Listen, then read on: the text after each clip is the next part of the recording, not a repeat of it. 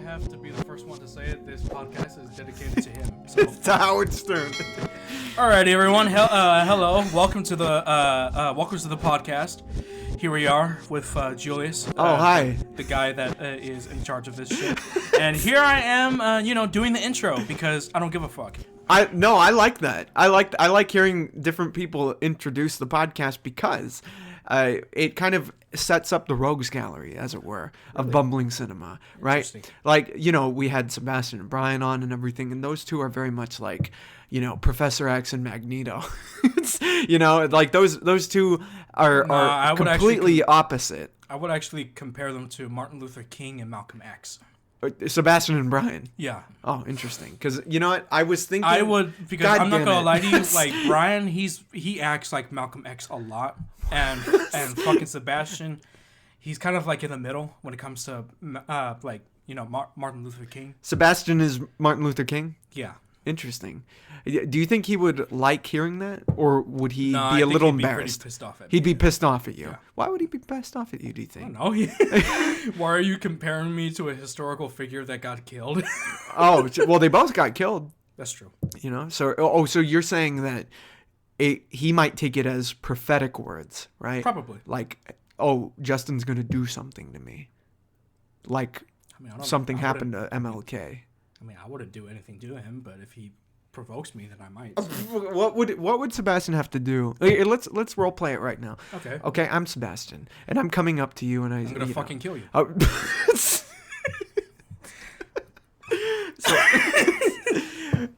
Hello there. What, you think I'm gonna have a reason? I'm just gonna kill you because I fucking can. Oh shit. Okay. Yeah, this is not PG-13, so get it through your fucking skulls. This is all protected under parody. Sebastian, don't worry. Just start running. Run. Run before you have no chance. Well, I am Julius here with the Bumbling Cinema podcast, and I'm here with one of my best co-hosts, one of my closest friends in the world. I've done a lot of podcasting with this guy. I hours upon hours of podcasting in the previous life, as it were, and it is Justin himself. Hello there. How are you all doing? That was a dumb fucking question. All right, whatever. It wasn't dumb. I'm gonna insert the audience applause. Oh. When you say that. Cool. And all the laughter here, like right here. Here, say something to Sebastian. Fuck.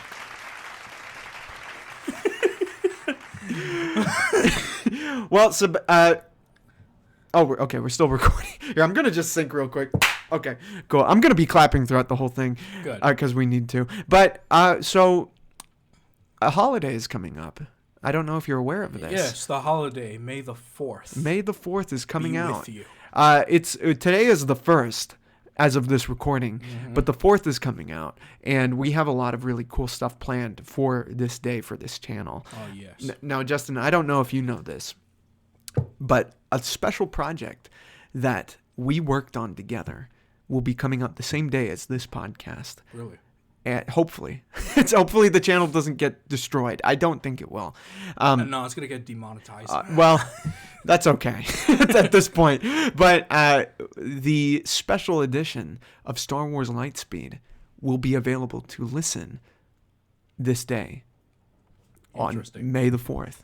Special edition. And it's a project that you're in. Oh, yeah, that's right. Who did you play? I forgot that guy's name. I don't think he had a name. I think he was just a bartender. Yeah, this was the bartender. And the bartender was looking for port. It's right over there. Hey, what's your name? Are you gonna give me a drink? Go get your own fucking drink. See, that's an actual line from the script. What do you have? I'm looking for someone. Skipper? Only thing I have are his initials. DP. Do you know his name? What do you have? Come on.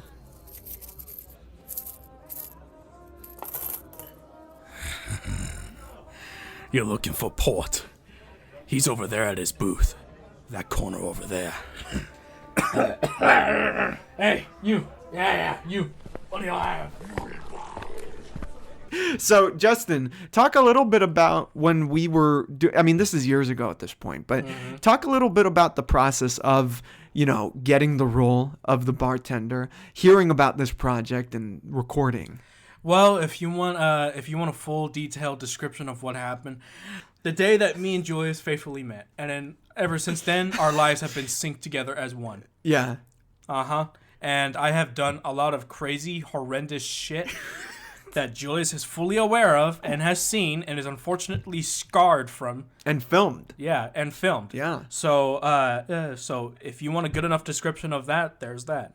One of my favorites is the little PSA that we worked on together of where you felt lucky about things. Oh yeah, I'm lucky, but other people aren't. No food, no water, no weights. Shit, keep forgetting about that. Here you go.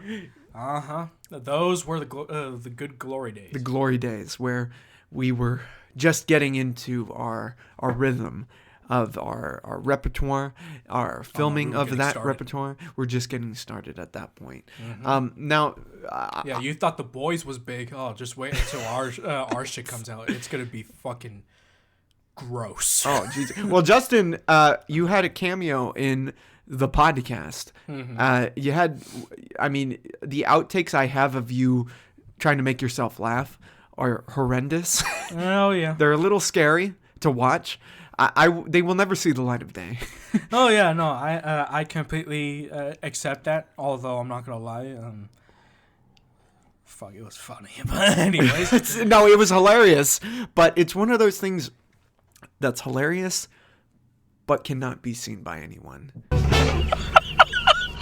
Thank God.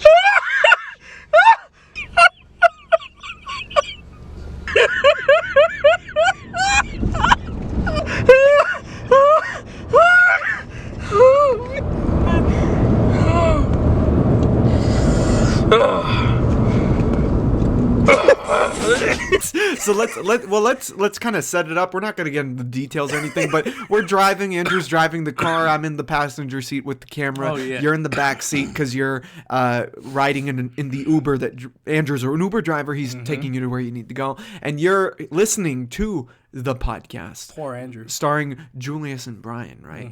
And you're listening in the film. You're listening to it and you're laughing your ass off, right? You're kind of depraved in that way. But yeah. in reality, you're even more depraved because what you're doing to get yourself to laugh is you're reading these jokes. These fucked up jokes. Exactly. And you are dying at these points. And here's the thing, not to spoil anything, but we have an upcoming short film that Justin has been taking a lot of set photography for this short film, and he's been doing a great job. And you're going to continue to do a great job because we're still filming and everything. But you have a cameo in this upcoming one that is very similar. And I think you were doing the same thing because you're laughing in this shot. Do you remember? Keep forgetting. Where we were at the coffee shop? Oh, yes, I remember. Okay, so I think you were doing the same thing. Can you confirm or deny that you were doing the same thing? You were. Hey, you know what? Anything to get that good shot. That's Anything right. to get the shot. That's why I love it. Because even though you are depraved and in some ways a monster, it came in handy. Some would say I'm insane. Insane. You are one of the most enthusiastic actors I've ever worked with. Can I say that? Well, that's the first time someone's called me an actor. So I can say you've been in plenty of my stuff, and you've given it 110%. I remember when I gave you the lines for the bartender for Lightspeed. You aced it. Like it was one of the most. Like I was there during the reading. Like I had to drink a beer to be character. Do you remember that when we were in the car and yes. I gave you the script and you're reading these lines and you're just giving it 110%.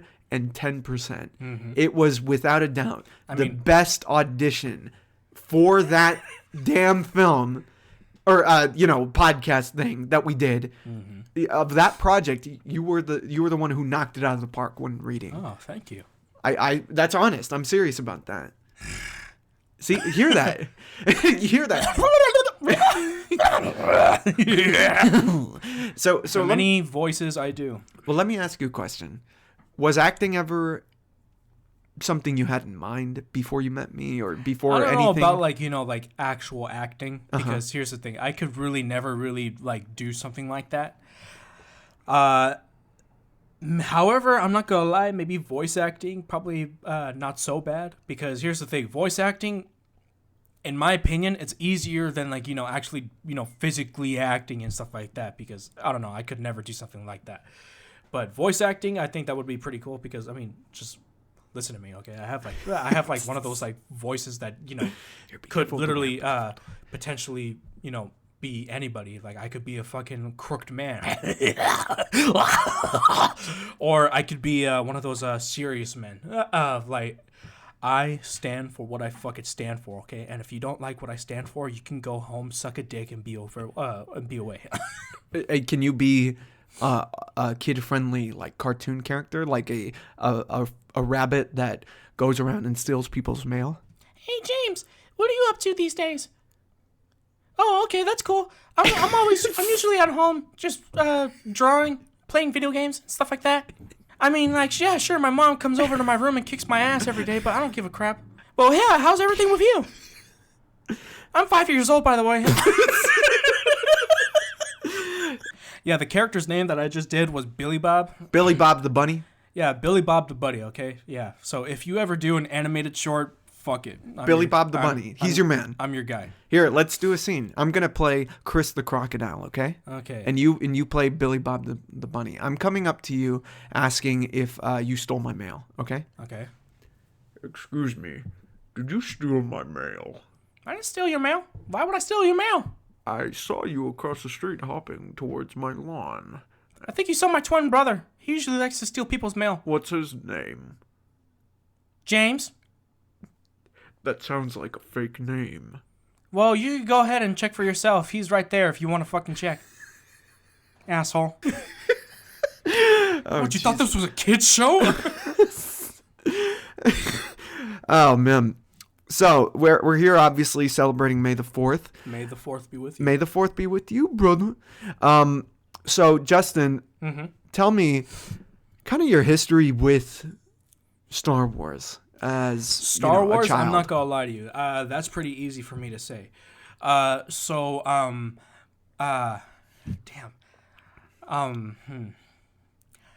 would have to say, when it comes to Star Wars, it was my cousin Anthony that got me into like the whole Star Wars thing, okay? Because his I remember like he his room like was filled with like Star Wars memorabilia. Well, I mean, not just that. There was like Godzilla stuff everywhere and stuff like. But yeah, like he had a lightsaber, well, multiple lightsabers. Like he had a green one, he had a purple one, and then there was the red and blue one, and like he just had like all these action figures and stuff like that, kind of similar to like the Hellboy memorabilia. But yeah. Oh yeah. You remember we back watched in the day? The hell out of the movies though. Well, you remember back in the day going to the Rite Aid and you'd see in the toy section there's the lightsabers that are retractable that you have to like that. Oh yeah. You remember and it came in that crazy packaging and it had.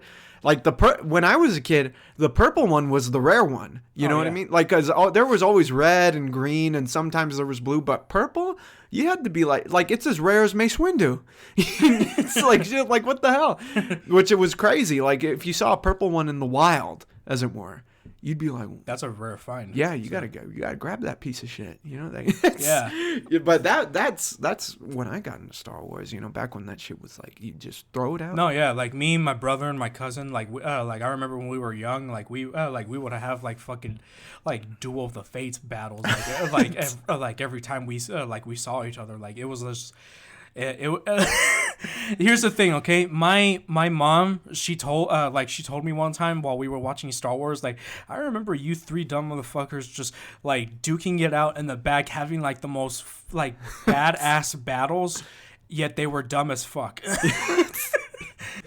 But anyway, so it's Star Wars. You watched all the films growing up? Yeah, I watched all the films. Like it was kind of like a little bit of a tradition. Yeah. Because like obviously, you know, like some people like they would pass it down to others and stuff like that. My mom, she was mostly like that type of person that would pass that down like to us. So yeah, we like she introduced us like to everything, including Star Wars. So Yeah. even taught us how to be Jedis and shit, which I didn't know she knew how to be a fucking Jedi. Did you ever try to use the Force? I still try to use the Force to this day. It still has not fucking worked. Is your metachlorine count too low? I don't know. I think you would have to ask a doctor from Kaiser to see if that's the case. Could you imagine that? Walking into Kaiser, I want to get my metachlorine count checked. Yeah, can I get it checked, please? I have money. What? Excuse me? We don't really give a shit if you have money. We just give a shit if, you have health insurance, all right? Because you can't do shit without health insurance, okay? Even pay, let alone pay. Well, check if you get your Medi-Cal in order. Yeah, check if you get your Medi-Cal in order. Yeah. You can't you can't buy your way into this shit, all right? We have rules for a fucking reason, all right? What does the test entail? A thumb up your ass. That's what it entails. The test entails that you're a fucking idiot, all right? Get health insurance and then come back. Here's the fucking test right now. You talking to me. That's the test. It's like that one fucking episode from SpongeBob. He doesn't have health insurance. Put him out in the hallway.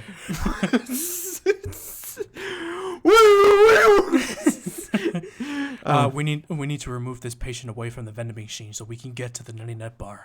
Oh, Jesus. You're probably going to Weenie Hut Generals. That's your problem. Oh, fuck Not that Kaiser. Weenie Hut Jr. Super Weenie Hut Jr. So you have a great voice.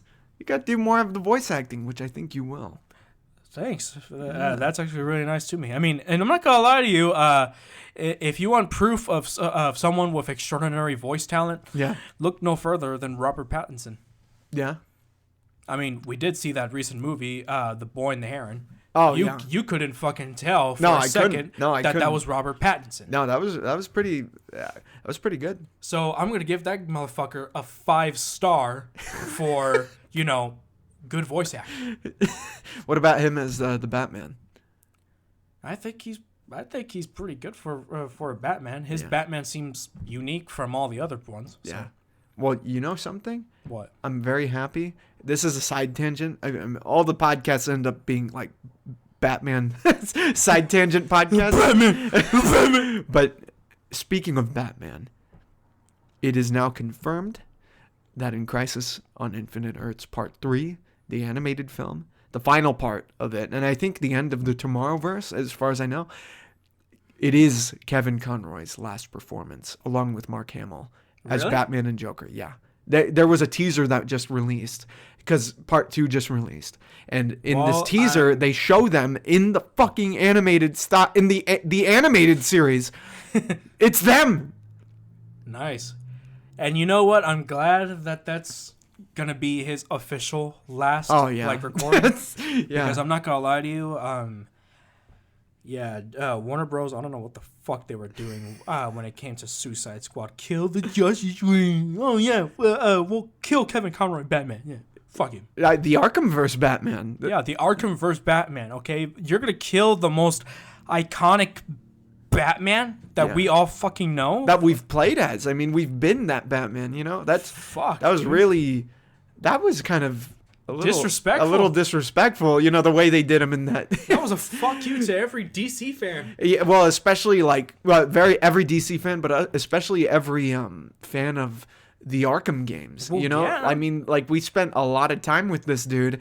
And to see him die that way, we would have never have gotten into the Sony Spider-Man game recently. Mm-hmm. We would have never gotten that if it wasn't for the Arkham games. All right, because the Arkham games were what solidified that type of world building that the Arkham games did. That gameplay also. Yeah. Okay.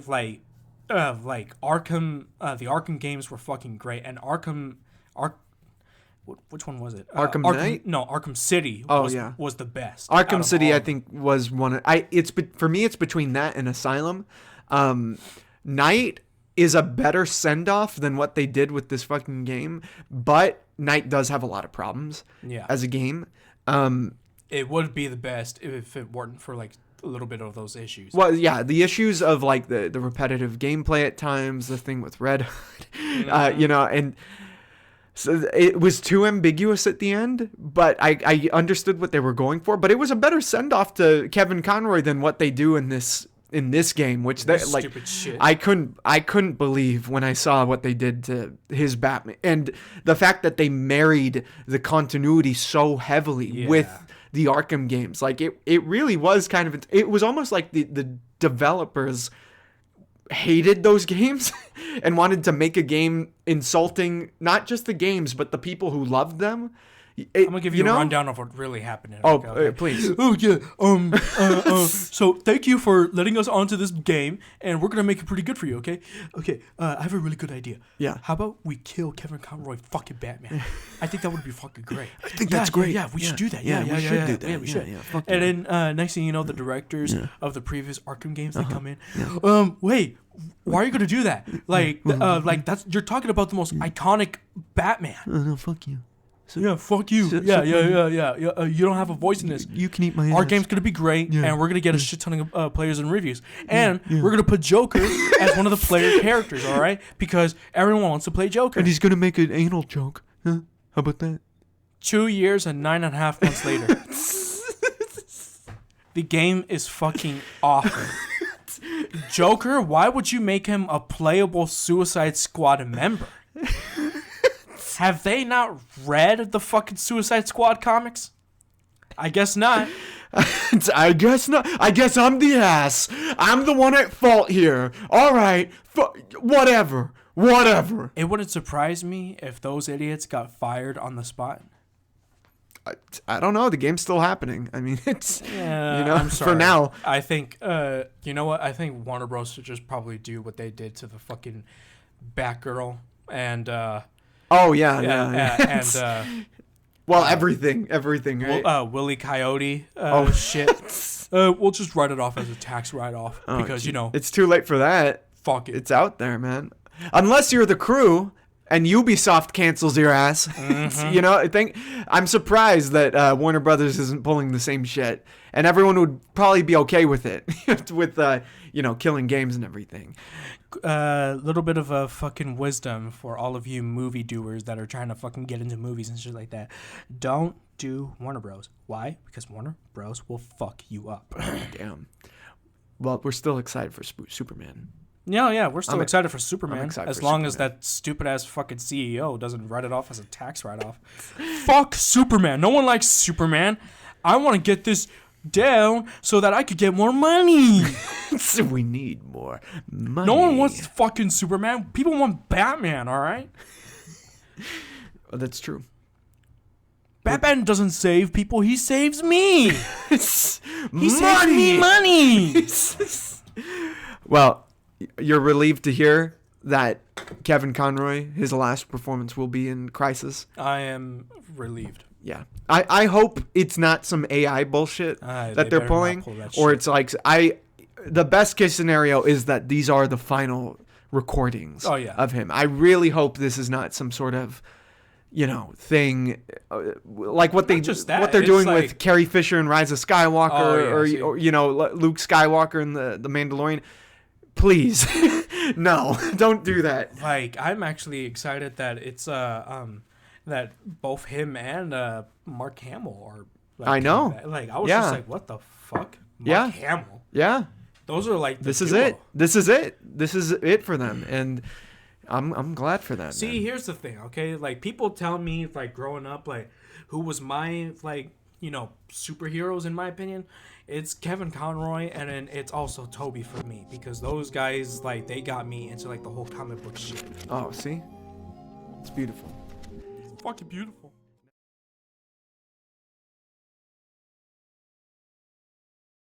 This time, I think what we're going to do is we're going to look aside from it. So look at me while you're doing the take.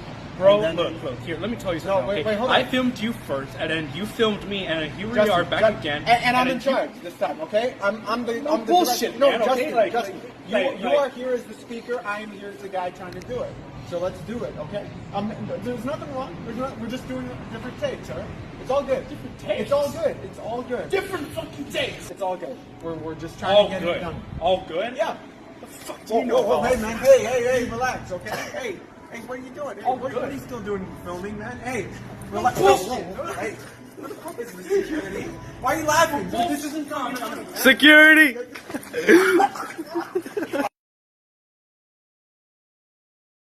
Alright, just look at me this time. You're doing great. Just look at me, okay? Are you ready? Yeah. Action. I'm lucky, but a lot of people aren't. No food, no water, no way. Okay, wait. Hold on a second. Alright, you know what? What? I think it's all good. It's all good, man. Don't worry about it. Actually, look into the lens this time, alright? Look in the lens, look at your eyes. Which one are you Justin. going to fucking choose? I'm choosing you to look in the lens in the camera, okay? There's nothing wrong, okay? We Nothing do wrong different or takes on nothing the set. Nothing's fucked, all right? Just do Nothing's it. fucked up. Just start here. He couldn't have stayed there, so we're gonna do it. I'm lucky, but a lot of people aren't. No food, no water, no way. Okay, you know what? No. Hey, no. dude, I told you to This get is- off the set. no, this is no, fucked no, up. no, fucked This up. is All right, fucked get up. off my set, dude. Off the set. Yeah, get off my set, dude. You're too A violent. fucking alley? You're too violent. An alley. You are too violent. You are too unstable. You're attacking me. You can't be This doing that. shit You're was my fired. thing Get from the out of here. beginning. No, it wasn't your thing. Oh, what?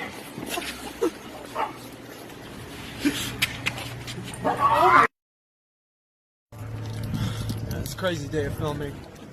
People like that, they're all over Hollywood. The actors are fucking crazy, man. They'll just come at you think it's crazy, Well, huh? Hey, dude, you can't no. You can't be following me. Hey, Bullshit. No. Okay, I want that goddamn. No, where the fuck you going? Where are you going? Where are you going?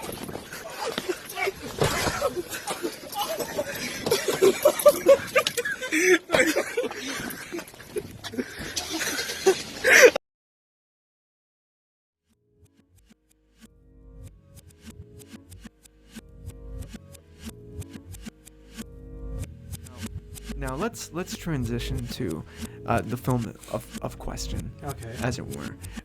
Here we're talking about our fandom, we're nerding out and everything. Of obviously, Star Wars is a big part of our lives, which is why the best way to celebrate May 4th With nuts. is it's actually balls. Yeah, balls. Spaceballs. Balls. Watch out. Must get through that air shield. We will, sir. Once we kidnap the princess, we can force her father, King Roland, to give us the combination to the air shield, thereby destroying planet Druidia and saving planet Spaceball. Everybody got that?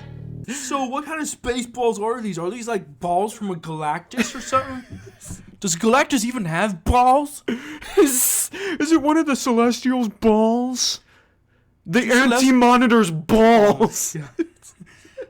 Does Brainiac have balls? Uh, Do Kryptonians have balls? I wonder if Obi-Wan Kenobi has balls. He does. I checked before the recording of this podcast. Or who knows? Maybe fucking Jedis, they get a fucking Euthanized? involuntary hysterectomy. Oh shit! Now I know why Anakin was so upset. You're gonna chop my balls off. It's lying. Right as he's prepped for surgery. Liar! And they use lightsabers.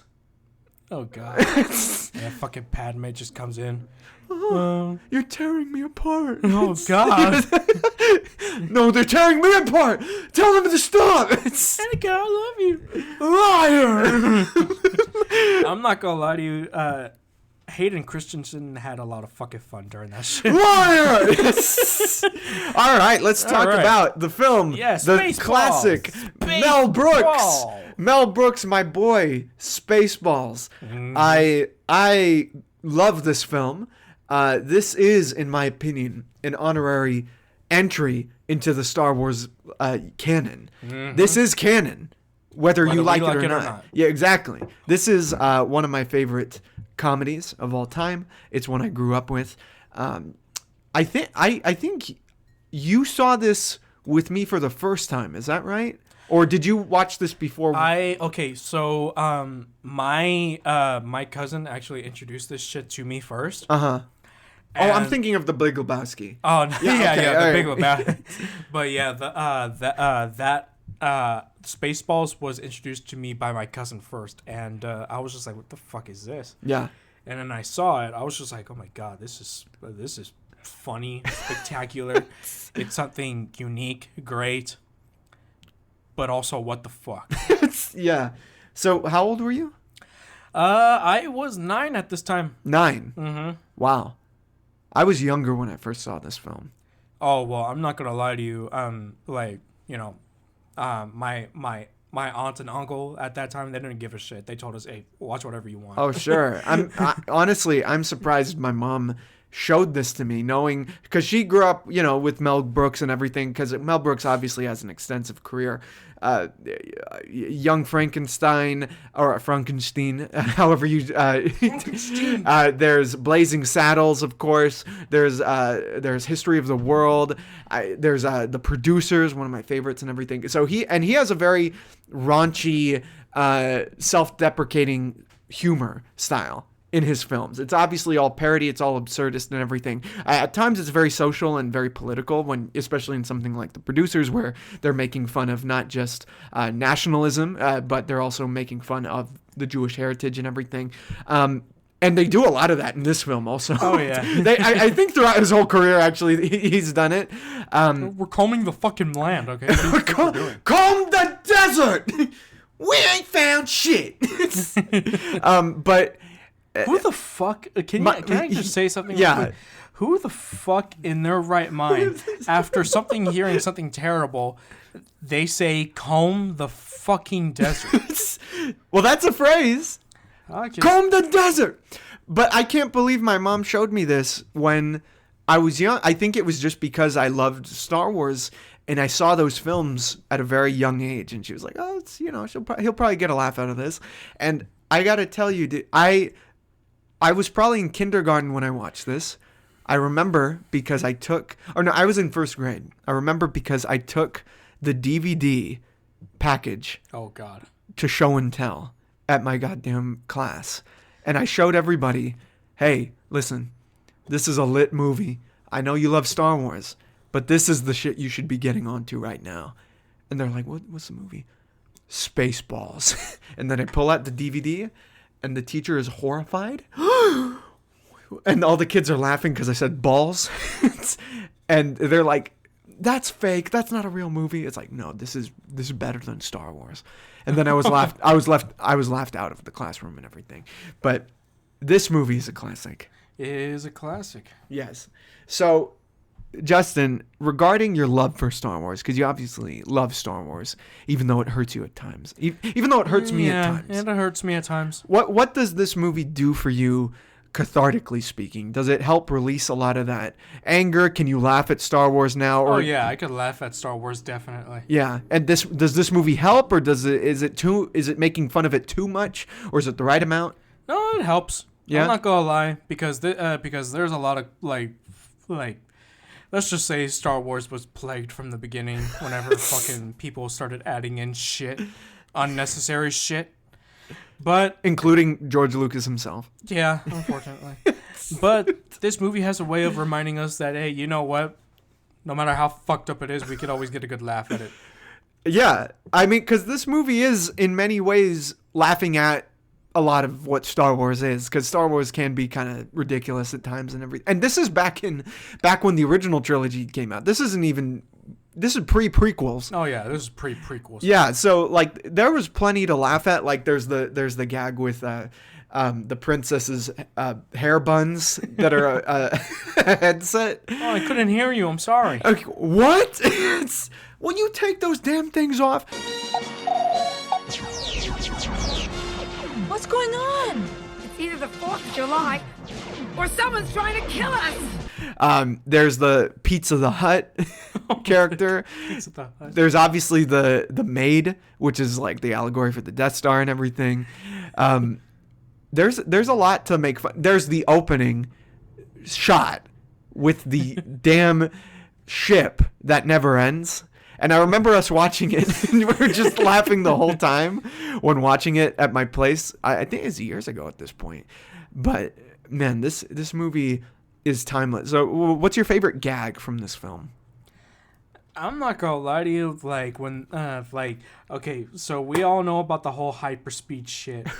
And, like, when they said light speed's too slow. Like, they said plague or something. Plaid. Yeah, plaid. And then, like, we just saw this shit, and then the guys in the back where they were just like, whoa, they're going, what? Dude, that's fucking fast. I don't know. Like, one thing I will say that gets me every time is how big this fucker's, like, helmet is. Okay? Dark helmet. Yeah. Because I'm not gonna lie to you, how you must be inhuman if you could carry that shit on your fucking shoulders. Well, let's round out the cast, because we have in the role of Lone Star, we have Bill Pullman, who's Independence Day. What else has he been in? Has he been in anything? I mean, he's been in a lot of things, but He's been in a lot of things. Everyone knows him for Independence Day. Bill Pullman as the character Lone Star. We have Joan Rivers, who's passed away at this point, as Dot, the droid. We have John Candy as Barf. Probably my favorite character, honestly. Rick Morales as Dark Helmet. Mm-hmm. Who plays Princess Vespa?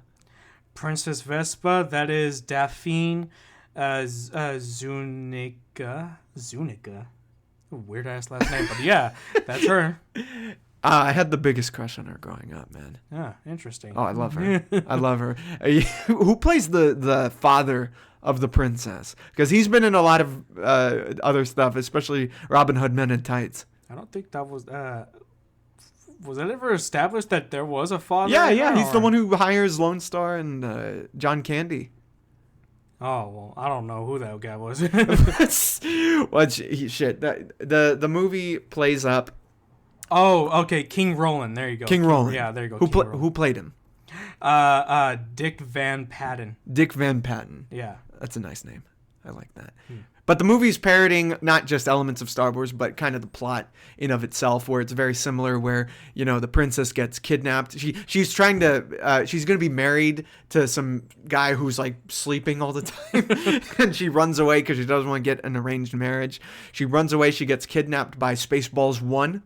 Oh, and God. The father hires these rogues to save her. And then the hilarity ensues. Oh, and dude, Mel Brooks as President Scrooge. How did we forget him? I mean, and Yogurt. Yogurt. My name's Yogurt. No, the Schwartz. Schwartz. Yeah. Of course. We had to have Yogurt in there. But yeah, it's parodying pretty much the first film and the whole trilogy as a whole and everything. Was there a certain area in the film, like it's showing the desert planets, it's showing the forest kind of areas, it's showing the space stations and everything? Was there a part where you saw a lot of the elaborate sets, right? And it felt a lot like Star Wars to you? Yeah, there was the desert scene, and then there was like the weird like planet with the shield and shit like that. And then there was the ship, like, yeah. I don't know. I kind of see like why they were like, making a parody of that. Mm-hmm. Like sometimes, like when the ship goes by, it could seem like it's kind of fucking big and it's going on forever. Yeah. So then they were like, oh yeah, we're gonna let's do that and then make the ship look a lot like unnecessarily big. Stupid big. Yeah, the stupid big. All right.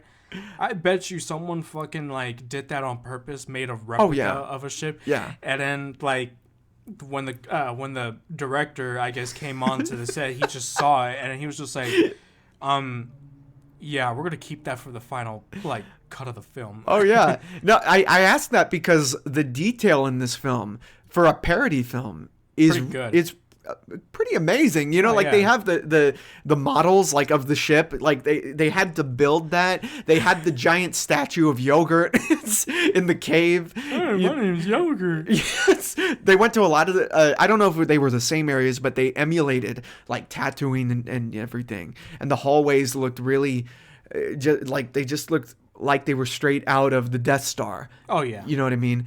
And I really love that they brought that accuracy to the set dressing and everything. Like, this movie is really, it was made by people who loved and revered Star Wars. You know, those movies obviously changed everything for everyone. You know, now I'm curious about what you think of the empire of this situation, which are the Spaceballs themselves, because they are very much, you know, they're obviously allegories for the stormtroopers, which are allegories for the Nazis and everything. Now, what did you think of them as the enemy? What did I think of them as the enemy? To tell you the truth, I don't really know, because to tell you the truth, these guys were just acting like fucking idiots. They were inept. Sorry, sir. I'm doing my best. Who made that guy a gunner? I did, sir. He's my cousin. Who is he? He's an asshole, sir. Oh, I know that. Who is he? Asshole. Asshole. Major asshole. And his cousin? He's an asshole too, sir. Surface Glass Douglas asshole. How many assholes are in this ship anyhow? Ho! I'm surrounded by assholes. Keep firing, assholes! I was laughing my ass off when I saw that scene. I was just... Here's the thing, okay? I feel like Dark Helmet, the guy that was playing him... Rick Moranis. Yeah, Rick Moranis. I feel like no one told him about that. And like what we're seeing from him is a genuine reaction, and like he's just playing along with it because he knows this was a fucking parody, and just fuck it, all right. Rick Moranis is, in my opinion, I mean, he's kind of semi-retired from acting and everything, but he is one of my favorite, and I think one of the most underrated comedic actors of all time.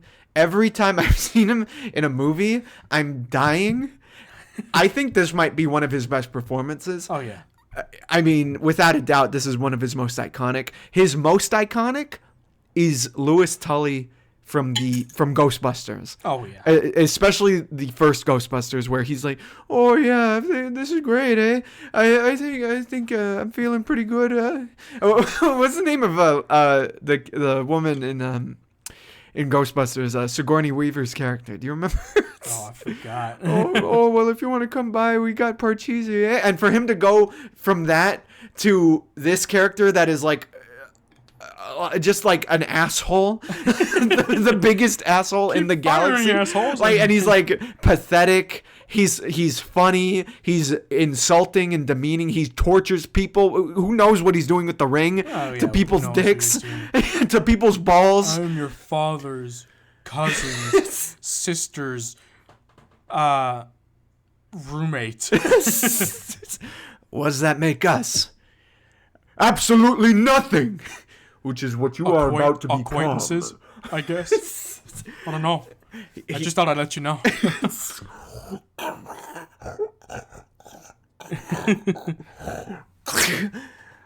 I can't breathe in this thing.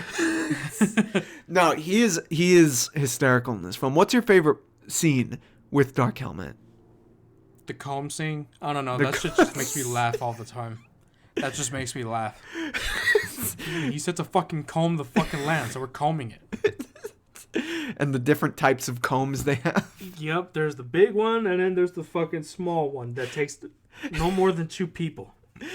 I love that. Find anything yet? Nothing yet, sir. What about you guys? No. What about you? We ain't found shit. Tell them to comb the desert, you hear me? Comb the desert! Found anything yet? We ain't found... I will say this. There's one particular thing about Rick Moranis. Yeah. I just wish that guy was in The Big Lebowski for some reason. Oh my God, he would fit perfectly in The Big Lebowski. Yeah, I'm not gonna lie. If he were Donnie. Okay, I don't know about that. That belongs to Steve Buscemi, but that you can see it though, right? Like you can see the it. casting though. Shut the fuck up, Donnie. Oh, I'm sorry. Sorry. I don't know. Well, I mean, okay, yeah, he is the type of person that what's his name would fucking bully a lot. So yeah. Walter. Yeah, Walter. Shut the fuck up, Donnie. Shut the fuck up, Donnie. Rick Moranis. I mean, Ghostbusters, Little Shop of Horrors, Honey, I Shrunk the Kids. I mean, this guy. Shrunk the Kids, man. I need him to come back at some point. I wish he can come back. I need him to come back at some point. I mean, there's a lot of underrated like actors that I feel like maybe they should give their like time to shine and stuff like that. I mean, look what they did with shit, what's his name? Fucking mummy actor and shit like that. Oh, Brendan Fraser. Yeah, there you go. Brendan. Why did I forget his name? Shit. Like Brendan Fraser, like he was shunned from Hollywood, but then the guy came back. Like he's a legend now. What's funny is that Brendan Fraser, in terms of like the Mummy, he reminds me a lot of Lone Star in this film. You know, he's dashing, he's rogue, but he's also kind of like shifty and cowardly a bit. Yeah. You know what I mean? Like Bill Pullman as Lone Star is the perfect parody of both Luke and Han Solo, you know, and the relationship he has with Barf, played by John Candy, is not only hilarious, but it's really endearing actually. Like it feels like a real friendship and everything. Like they get along really well. John Candy was hilarious in this movie. This was my first film with John Candy before things like Planes, Trains, and Automobiles, Uncle Buck, and everything. This guy, Home Alone, he's in. Home Alone. What did you think of John Candy? Like he's fucking awesome. Oh yeah, I like him. Like the guy's been in many movies, but personally in this film, I like him a lot. Yeah, well, like the line that kind of defines him is where he's like, what is he, a Mog? He's a Mog. I'm a Mog. I'm a man and a dog. I'm my own best friend. My own best friend. He's always there for his friend. He's just as shifty as Lone Star and everything. But I love John Candy, man. John Candy, he's just one of those guys that you can just get along with. Yeah, he's just like the warm-hearted best friend of any film, pretty much. Warm-hearted best friend of any film. God damn it. Now, I want to ask you, what are you looking up? Oh, just checking my bank account. Are you good? You're in the green? Yeah, I'm good. I'm getting the green. I'm just checking some. 100 space bucks. Why? How much money were they being paid for this job? 100,000 space bucks. Yeah, there you go. By tomorrow? By tomorrow? Okay. Well, consider me on top of it. Yeah. Well, I gotta say that regarding just the humor of this film, it goes from being really smart to being really just obvious, which is not a bad thing. Like that's just Mel Brooks' style. What joke got to you the most out of this film? What joke? Yeah. Shit. I'm not gonna lie to you. The one that always like gets me is like the whole fucking Schwartz when they're being introduced to it. Yeah. That one just gets me like all the time because they have like all this fucking memorabilia. Yeah. Like, Spaceballs the t-shirt. Spaceballs the t-shirt. Spaceballs the lunchbox. Spaceballs food. I don't know. Every time I see that, I just can't help but laugh. Yeah. Because that's just I don't know. That's just something to remember, in my opinion. No, that's hilarious, dude. There are so many for me like that as well. Some that come to mind are like when, what's his name? Helmet. He pulls out the ring for the first time. He points it at one of his subordinates, and the guy just says, "Oh shit!" Oh god. There's that. There's the scene where Dark Helmet's playing with the action figures. That kind of disturbing scene in retrospect. And then there's the scene where they find those soldiers that they took the uniforms from. Oh, God. They beat the shit out of us, too. I couldn't handle it. I couldn't fucking handle it, man. Jesus Christ. Now, this is a special film, especially for a parody. It is a special film. It's one of those films where, like, people just, I guess you could say, like, they got really into parody. But then there are other parody films that, took shit too far. Like what? I don't know.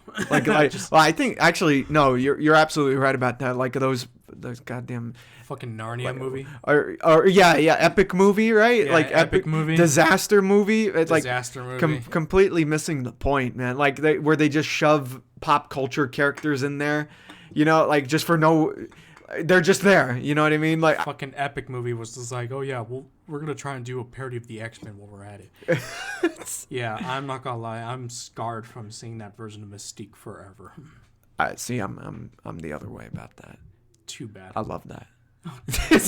But no, do you remember in one of them there was like a Kung Fu Panda, and he was like fighting. He was like next to Beowulf or something, and he's talking about Beowulf. But he's like talking about how the Kung Fu Panda is talking about how he paid the enchanted princess parody for like 15 minutes in bed. Oh god. As like a prostitute. I was like, what is that? No, man. They don't make them like this anymore, man. Yeah. Like this movie, Spaceballs, Blazing Saddles. It's genuine for a reason. Yeah, even a film like another one that's kind of in the vein of Spaceballs, Galaxy Quest. That's like a heavy Star Trek parody. Like that, they don't make them like that anymore. They make them without heart, soulless almost. Well, okay. There's actually one that is kind of a little bit interesting for me. It's the one with what's his name? He voices like a lot of characters from Family Guy. Oh, Seth MacFarlane? Yeah, Seth MacFarlane. He has his own like parody of I guess Star Trek called Orville. Oh, the Orville. Oh, I like the Orville a lot actually. Yeah, Orville, in my opinion, because obviously it's a parody. Yeah. But in my opinion, it works because it's Seth. Okay.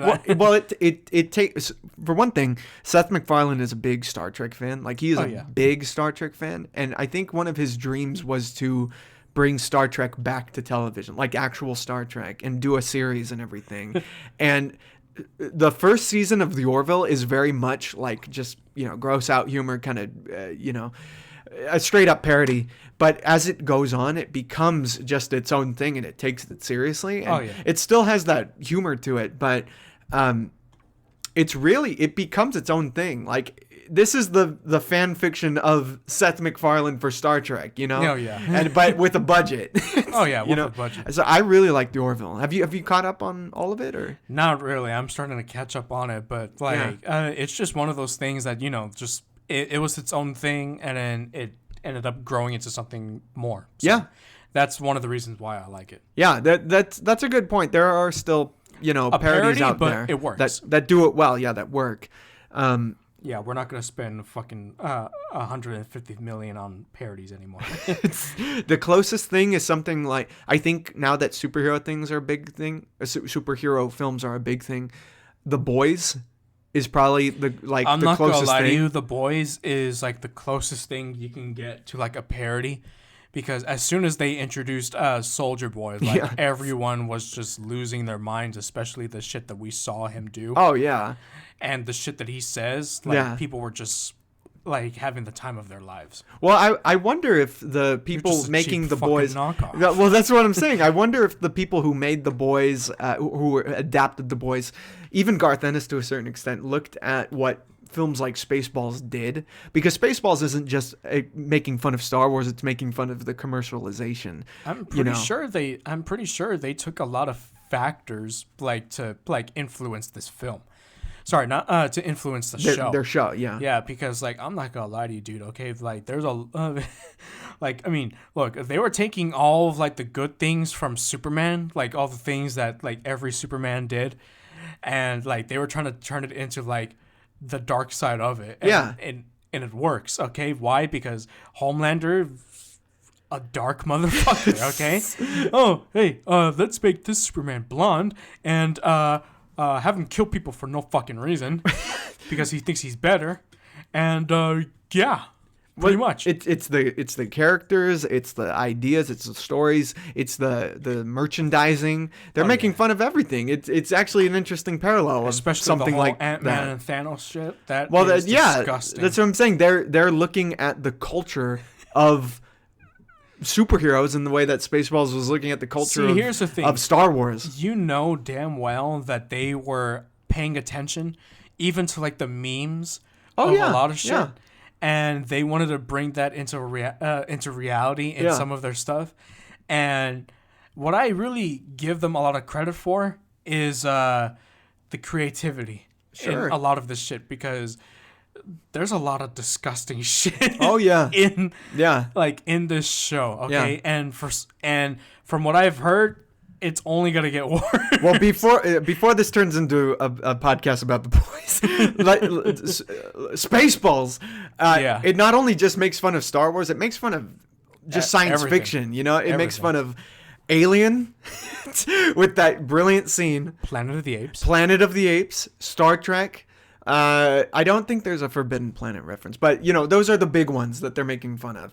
Like it, obviously, where they bring John Hurt in, who was in Alien, to reenact the chest bursting scene. Oh God! They have the apes at the very end with the Statue of Liberty. Oh God! What is that coming out of her nose?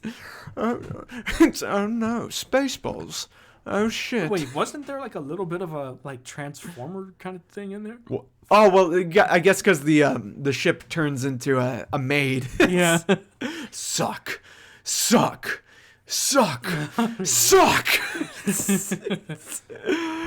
No, yeah, this is just making fun of everything in science fiction and everything that had to do with space. That's something that I like about this. Yeah. The Millennium Falcon shows up in this film. Do you remember? Really? Yeah. Well, in the parking lot of that diner in space. You can see it parked there. I completely forgot about that. It's pretty dope. Now, Justin, before we wrap it up, sure, because we've been going on for a good amount of time. Oh, we have? Oh shit. Yeah, I want you to tell me your favorite part of this film. Favorite part? The whole I'm your father's brothers, sons, sisters, roommate. That whole thing just makes me fucking laugh every time, because like I like right when he's saying that, I knew exactly who he's like, you know, parroting. So that's something I like. I can't believe you fell for the oldest trick in the book. What's with you, man? Schwartz. All right, guys. We're going to wrap it up on this one. Justin, hey, may the 4th be with you, my friend. May the 4th be with all of you. All right, guys. Have a good one. Stay safe, and goodbye. Fuck did you do? What do you mean what did I do? I ended the podcast. No, you shut off the fucking screen, man. What? No, I ended the podcast. No, it's still on. Oh, shit. I'm sorry. Prepare to end the podcast.